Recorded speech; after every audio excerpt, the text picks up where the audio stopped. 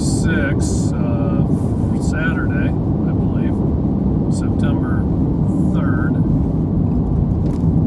I am going down this mountain road in the North Cascades on my way to an area called Rainy Pass. It's about lunchtime. I ate an early lunch today.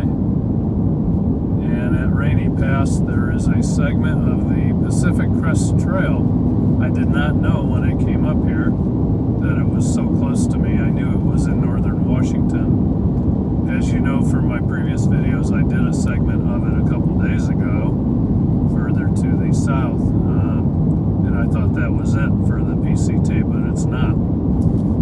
Since this place was less than an hour from my campsite, that's my first excursion for today. I'll let you know how it goes.